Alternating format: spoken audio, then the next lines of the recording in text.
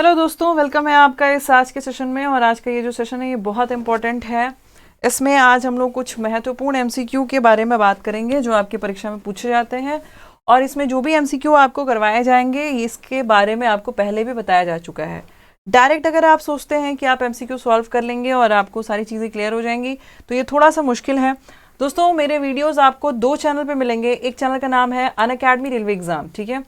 Channel का नाम है अनअकैडमी रेलवे एग्जाम। वहाँ पे भी आपको मेरी थियरी की क्लासेस देखने को मिल जाएंगी और उसके अलावा आप चाहें तो यहाँ भी आप जो है यहाँ इस चैनल पे भी थियरी क्लासेस दोनों पा सकते हैं, ठीक है।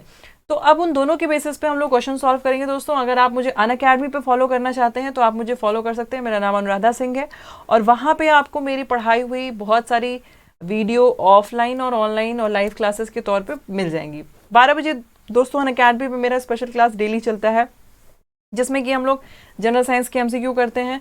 6 से 7 मेरा केमिस्ट्री का अभी प्रैक्टिस सेट चल रहा था, अभी हाल फिलहाल में ख़त्म हुआ है। उसकी जगह पे अभी जनरल साइंस का एक कोर्स चल रहा है। उसके अलावा दोस्तों 10 से 11 सुबह के टाइम पे आपको बायो का बेसिक कोर्स मिल जाएगा, वो भी आपके लिए बहुत बेनिफिशियल होगा।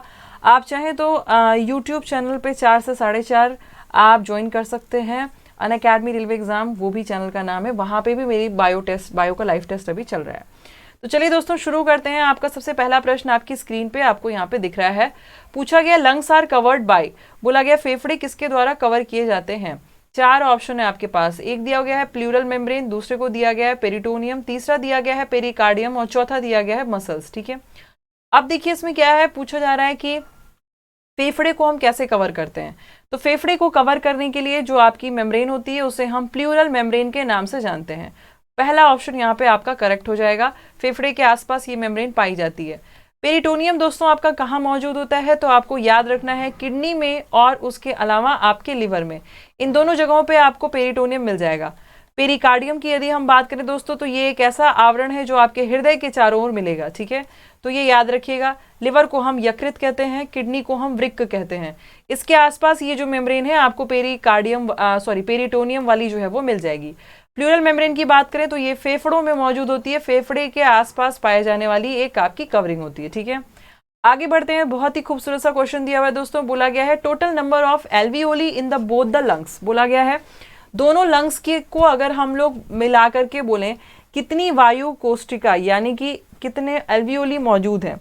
दोस्तों अगर आपका लंग्स कुछ इस तरीके से होता है तो उसमें जो है ना क्या होता है, बहुत सारे बलून लाइक स्ट्रक्चर एक साथ ऐसे ऐसे पाए जाते हैं, ठीक है। ये जो बलून लाइक स्ट्रक्चर गुब्बारे जैसी संरचना है इसी को हम लोग एल्वियोली के नाम से जानते हैं। और ये जो एल्वियोली होता है ये करता क्या है, तो ये गैस के आदान प्रदान में मदद करता है, गैस के डिफ्यूजन में मदद करता है। ये करेगा क्या, ये ऑक्सीजन को मिक्स करेगा आपके ब्लड में, कार्बन डाइऑक्साइड को बाहर निकाल देता है आपके रक्त से। तो इनका मेजर काम ही यही होता है। और लगभग 3 करोड़ एल्वियोली जो है वायु कोष्टिका या वायु कुपिका मौजूद होती है। इस बात को याद रखिएगा। फर्स्ट ऑप्शन यहाँ पे आपका सही हो जाएगा, ठीक है। आगे बढ़ते हैं दोस्तों। प्रश्न में बहुत ही अच्छा सा एक क्वेश्चन पूछा गया है कि lungs have large number of narrow tube. फेफड़े में बड़ी संख्या में कुछ संकीर्ण नलिकाएं पाई जाती हैं, उस नलिका को हम किस नाम से जानते हैं। पहला दिया गया है एल्वियोली यानी कि वायु कुपिका, दूसरा दिया गया है ब्रोंकियोल, तीसरा दिया गया है ब्रोंकाई, चौथा दिया गया है ट्रैकिया। तो दोस्तों जो large number of narrow tube होती हैं यानी कि बोला गया यदि आपका फेफड़ा कुछ इस तरीके से आपको नजर आ रहा है, कुछ ऐसा सा है, ठीक है, कुछ इस प्रकार से आपको यहाँ पे फेफड़ा जो है वो अगर नजर आ रहा है तो इसमें जो शाखाएं जाके बट गई हैं जिससे आपको एल्वियोली लगा हुआ मिल रहा है कुछ इस प्रकार का, तो इन शाखाओं को हम क्या नाम देते हैं। तो ये जो शाखाएं हैं इसे हम ब्रोंकियोल्स के नाम से जानते हैं। आपका बी ऑप्शन यहाँ पे करेक्ट हो जाएगा, ठीक है। क्या कहलाता है आपका, ये ब्रोंकियोल्स के नाम से ये जाना जाता है, ठीक है। याद रखिएगा, बहुत इंपॉर्टेंट है।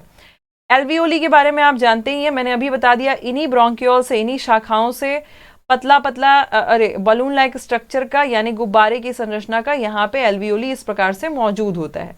यहीं पे गैस का बदलाव होता है, आदान प्रदान होता है। ट्रैकिया क्या होता है दोस्तों, जहां से आप सांस ले रहे हैं वहां पे एक छल्ली जैसी संरचना पाई जाती है, रिंग लाइक स्ट्रक्चर होता है।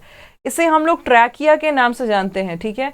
ये आपका ट्रैकिया होता है, ठीक है। तो यहाँ पे आपका ट्रैकिया ये वाला पोर्शन है, यही से आपका गैसेस नीचे की ओर आती हैं, ठीक है। और ब्रोंकाई किसे कहते हैं, तो दोस्तों ये जो शाखाएं गई हुई है ना इसे हम ब्रोंकाई का नाम देते हैं। ये वाला भाग आपका ब्रोंकाई कहलाता है, और जो आगे जाके बढ़ जा रहा है तो ये ब्रोंकियोल्स के नाम से जाना जाता है। आगे बढ़ते हैं। पूछा गया कि जो एल्वियोली है वो कौन से एपिथीलियम का बना होता है। दोस्तों एपिथीलियम क्या होता है ये आपको पता होना चाहिए। ये उपकला एक प्रकार की टिश्यू होती है, एक प्रकार का ऊतक होता है। अब अगर आपको ये नहीं समझ में आ रहा है कि ऊतक क्या होता है, तो मैं आपको बताऊं, जैसे मकान छोटे छोटे ईंटों से मिलकर के बने होते हैं, वैसे ही हमारी बॉडी ढेर सारे सेल से मिलकर के बनी होती है, ढेर सारे जो है आपके कोशिकाओं से मिलकर के बनी होती है। ईंटें जब आपस में जुड़ते हैं तो दीवार खड़ी होती है, वैसे ही सेल्स जब आपस में जुड़ते हैं तो टिश्यू बनते हैं। आपके शरीर में अलग अलग अंग में अलग अलग टिश्यू मौजूद होता है, यानी कि अलग अलग आपके ऊतक मौजूद होते हैं। एल्वियोली जो पाया जाता है दोस्तों, उसमें किस प्रकार का एपिथीलियम ऊतक पाया जाता है। अब ये एपिथीलियम जो है ना वो एक प्रकार के ऊतक का ही रूप है, ठीक है। और यहाँ पे आपका फर्स्ट ऑप्शन करेक्ट हो जाएगा, यानी कि स्क्वैमस एपिथीलियम आपके लंग्स में पाया जाता है, आपके फेफड़ों में स्क्वैमस एपिथीलियम जो है ना वो मौजूद होता है, ठीक है, याद रखिएगा। फर्स्ट ऑप्शन यहाँ पे आपका करेक्ट हो जाएगा। स्क्वैमस एपिथीलियम जो है ये आपके लंग्स के एल्वियोली में पाया जाता है, ठीक है। आप देखिए ये जो स्क्वैमस एपिथीलियम लिखा हुआ है ये क्या है। आपका जो एपिथीलियम होता है ना वो जितने यहाँ टाइप्स लिखे हुए उस प्रकार का होता है। जैसे कुछ आपकी जो टिश्यूज हैं, एपिथेलियल टिश्यू जो है वो ऐसी चपटी सी दिखाई देंगी, तो उसे हम स्क्वैमस के नाम से जानते हैं। सिंपल का मतलब हो गया उनका साधारण संरचना होता है, तो वो ऐसे दिखाई देते हैं। क्यूबिडॉल का मतलब हो गया क्यूब्स के आकार में दिखाई देंगे, जैसे आपका लूडो का जो गुट्टी होती है वैसा कुछ दिखाई देगा, तो वैसा भी एपिथेलियम ऊतक होता है। कॉलमनर का मतलब होता है कि लंबे लंबे रहेंगे, ऐसा लगेगा कि पिलर खड़ा है, ठीक है, वैसा एपिथेलियम ऊतक भी होता है। तो अब यहाँ पे यदि हम बात करें जो आपके एल्वियोली मौजूद होता है, तो स्क्वैमस एपिथेलियम आपके एल्वियोली में मौजूद होता है। दूसरे प्रश्न में पूछा गया दोस्तों, how many unpaired cartilage are present in the larynx. बोला गया है कि स्वर यंत्र में कितने जो है अनपेयर कार्टिलेज आपके मौजूद होते हैं। तो यहाँ पे दिया गया है 2, 3, 4 और 1, ठीक है। तो दोस्तों आपके स्वर यंत्र जो होते हैं वो 3 पाए जाते हैं, ठीक है। एक आपका कहलाता है एपिग्लॉटिस, ठीक है, उसे हम एपिग्लॉटिस के नाम से जानते हैं, और बाकी के 2 स्वर यंत्र भी उसके साथ में जुड़े हुए होते हैं, ठीक है। तो 3 टोटल स्वर यंत्र जो है वो मौजूद होते हैं। आगे बढ़ते हैं दोस्तों, क्या पूछा गया है, बहुत ही सुंदर सा क्वेश्चन है। बोला गया है कि superior horn of the thyroid cartilage is connected to which bone. Thyroid उपास्थि के बाहर हॉर्न जो होता है वो किस हड्डी से जुड़ा हुआ होता है। वर्टिब्रेट, रिब्स, हायोइड और एपिग्लॉटिस। दोस्तों करेक्ट ऑप्शन क्या हो जाएगा, हायोइड, ठीक है, हायोइड से वो जुड़ा हुआ होता है। सी ऑप्शन आपका यहाँ पे करेक्ट हो जाएगा। यहाँ पे बोला गया है कि थायराइड का जो कार्टिलेज, यानी कि गले में आपका थायराइड होता है, वहां पे कार्टिलेजियस बोन पाई जाती है, और वो कार्टिलेजियस बोन किससे जुड़ी होती है, तो हायोइड वाले भाग से जुड़ी हुई होती है। सी ऑप्शन यहाँ पे आपका करेक्ट हो जाएगा, ठीक है, याद रखिएगा, इंपॉर्टेंट है। नेक्स्ट आते हैं, how many bone does ankle have. Ankle में कितने बोन आपके टखने में, मतलब एंकल वाला जो पार्ट होता है आप जानते हैं पैर वाले पोर्शन को, जहाँ पे हमारी टो होता है, टो के जस्ट पीछे थोड़ा ये होता है, तो उसमें कितनी हड्डियां मौजूद होती हैं। तो दोस्तों उसमें 7 हड्डियां आपकी टोटल मौजूद होती हैं। यहाँ पे डी ऑप्शन करेक्ट हो जाएगा, ठीक है।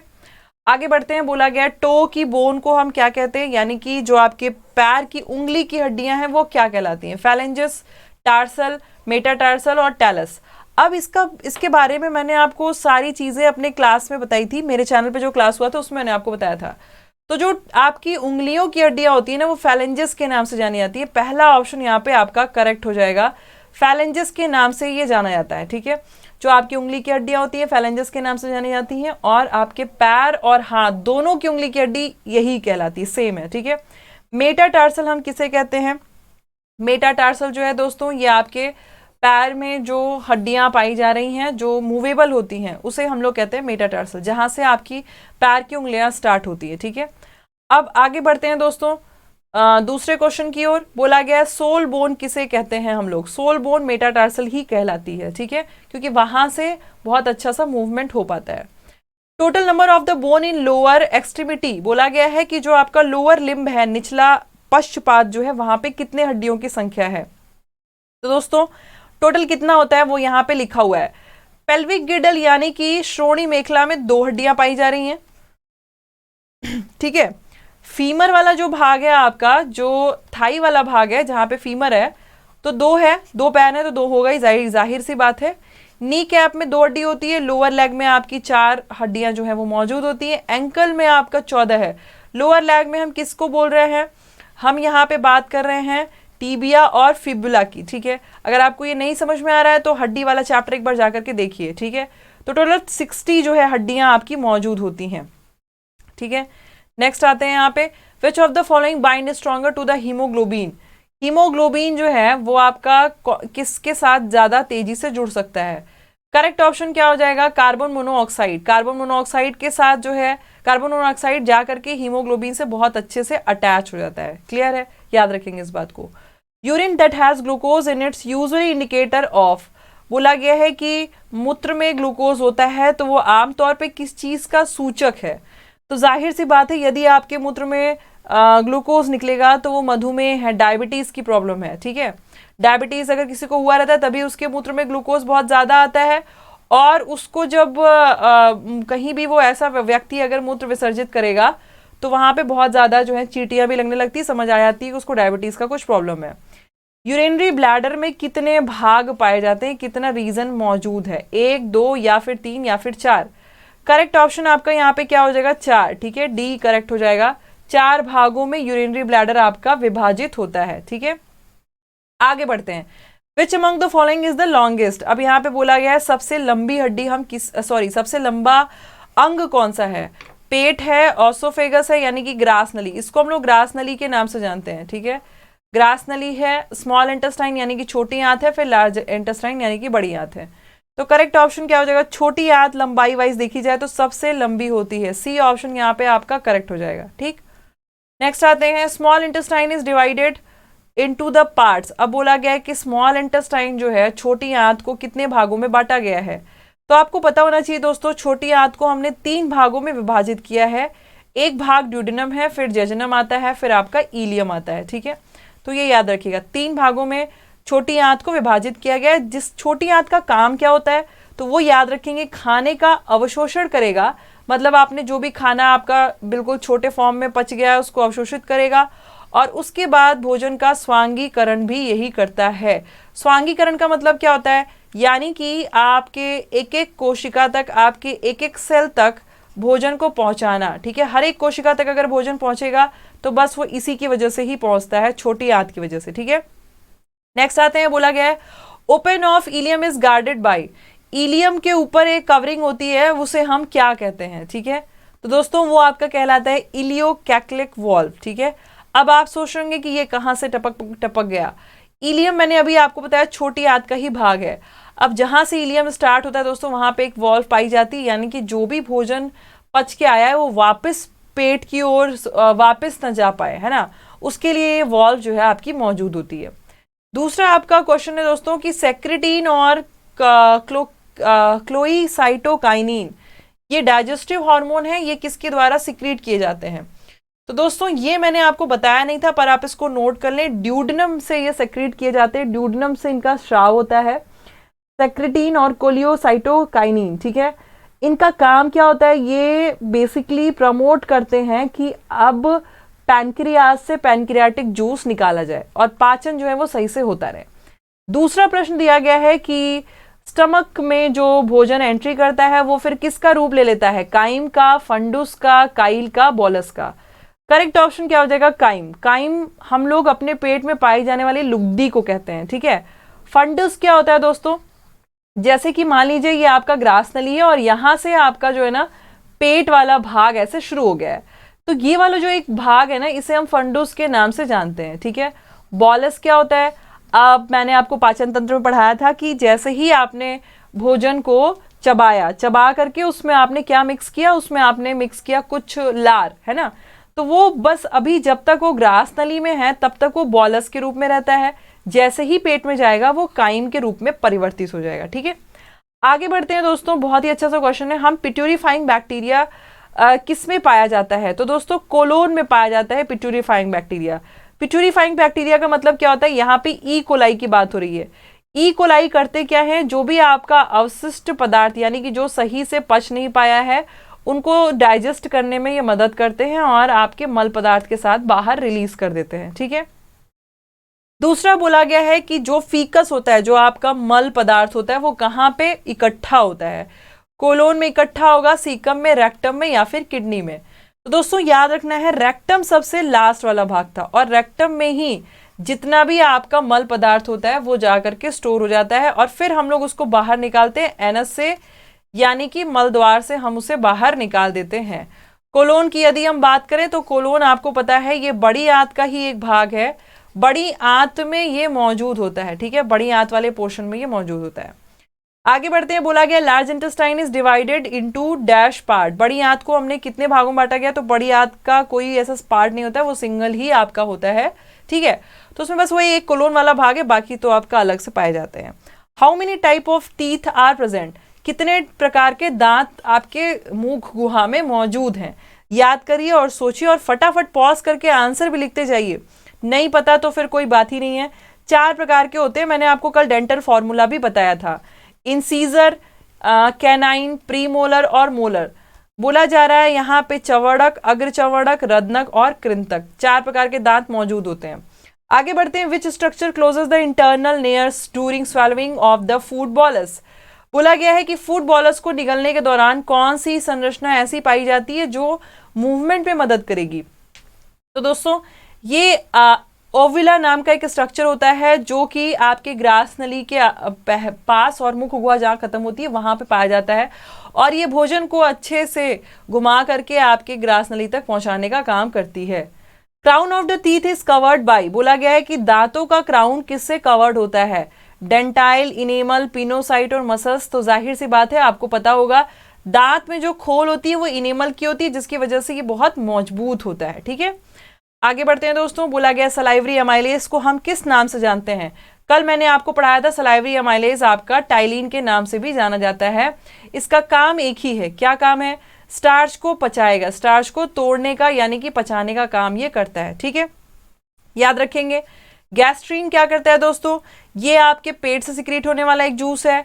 ये क्या करेगा? जो भी आपका भोजन आ रहा है पेट में उनको अच्छे से डाइजेस्ट करने का काम करेगा, उनको वो कॉम्प्लेक्स फॉर्म में तो सिंपल फॉर्म में उसको कन्वर्ट करेगा।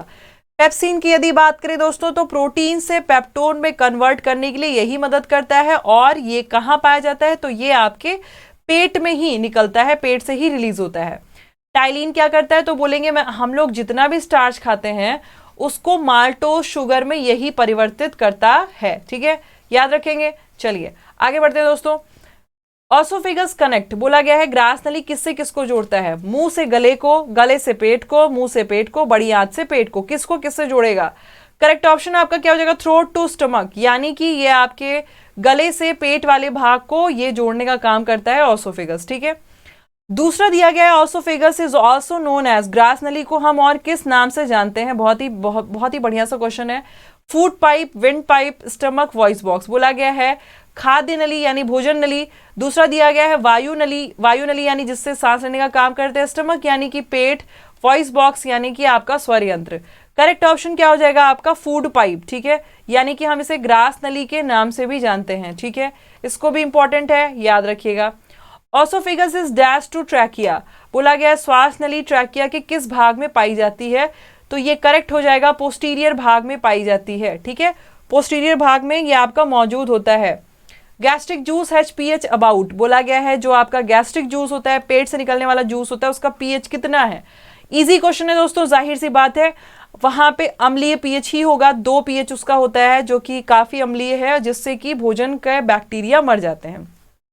विच of the following hormone help in the secretion of HCl from stomach? अब बोला गया है कौन सा ऐसा हार्मोन है जो पेट को इस बात का मैसेज करता है कि तुम HCl का सिक्रीशन करो? तो दोस्तों गैस्ट्रीन नाम का एक हार्मोन होता है जो आपके पेट से रिलीज होता है। ये क्या करेगा? ये पेट को इनिशिएट करेगा कि अब आप HCl का सिक्रीशन करिए। रेनिन किस काम में मदद करता है? तो आप बोलेंगे दूध में पाए जाने वाले केसीन प्रोटीन को बच्चों में तोड़ने का काम, यानी कि बच्चों में ये एंजाइम बहुत एक्टिव होता है, बच्चे दूध को पचा पाए उसके लिए ये मौजूद होता है, ठीक है। सेक्रेटिन की बात करें दोस्तों तो सेक्रेटिन भी आपका एक हार्मोन है, ये पैनक्रियाज के द्वारा सिक्रीट होता है। पैनक्रियाज में ये सिक्रीट होता है वो भी इसलिए कि पैनक्रियाटिक जूस का सिक्रीशन हो, ठीक है। तो ये एक ऐसा हार्मोन है जो पैनक्रियाज के पास जाएगा, अग्नाशय के पास जाएगा और बोलेगा कि तुम अग्नाशयी जूस को निकालो। पेप्सिन के बारे में मैंने आपको पहले ही बता दिया, स्टमक वाले भाग में ये रिलीज होता है, प्रोटीन को पेप्टोन में कन्वर्ट करने का काम जो है वो करेगा। दोस्तों अगर आपको ये क्लास पसंद आई होगी तो बेहतर है कि आप इसको वीडियो को लाइक कर दें और ज़्यादा से ज़्यादा शेयर करने की कोशिश करें। और हम लोग जो है मिलेंगे अपने दूसरे सेशन में। वीडियो आपको पसंद आया होगा तो ज़रूर अपने दोस्तों को ज़रूर भेजिएगा। एमसीक्यू हम ऐसे 2-2 टॉपिक करवा के एमसीक्यू करवाएंगे। आपको इस चैनल को सब्सक्राइब कर लेना है और हमारे साथ जुड़े रहना है, आपको ऐसे बहुत सारे फायदे मिलेंगे। थैंक यू सो मच, अपना बिल्कुल ख्याल रखिएगा और वीडियो को बिल्कुल भी लाइक करना मत भूलिएगा। कमेंट भी करिएगा कि आपको ये कैसा लगा, क्या आप और ऐसे सेशन चाहते हैं। ठीक है, थैंक यू सो मच, मिलते हैं।